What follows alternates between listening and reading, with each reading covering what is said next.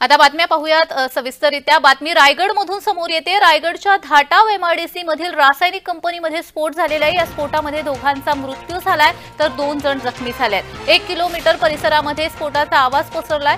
Dhatav MIDC परिसरामध्ये घबराट निर्माण झालेली आहे। अग्निशमन यंत्रणा घटनास्थळी पोहोचली आहे। धाटाव एमआयडीसी मधील एका रासायनिक कंपनीमध्ये स्फोट झाल्याचं समजतंय। यामध्ये दोघांचा मृत्यू झालेला आहे तर 2 जण जखमी झालेत।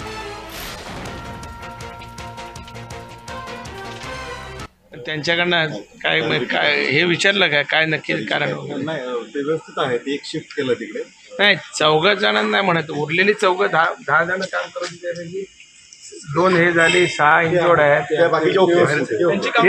स्टार्टिंगला आलेला त्यांची काउंटिंग घेतली, 6 पैकी 4 जे आहेत ते आहेत।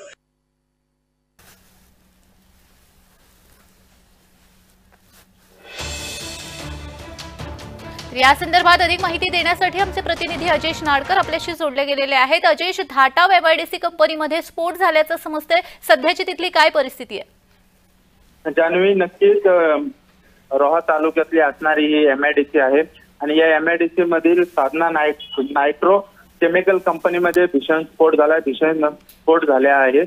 त्या स्फोटाची तीव्रता एवढी मोठी होती की 1 किलोमीटर पर्यंत या स्फोटाचा आवाज गेला आणि या स्फोटामध्ये जवळपास 2 कामगारांचा जागीच मृत्यू झाला आहे तर 2 कामगार जे आहेत ते गंभीर जखमी आहेत। जखमींना एमजीएम हॉस्पिटलमध्ये उपचारासाठी पाठवण्यात आलेला आहे। त्या ठिकाणी एमआयडीसी मध्ये अग्निशमक दलाच्या गाड्याही दाखल झालेल्या आहेत। मात्र कशामुळे झाला या संदर्भात काही माहिती मिळाली का?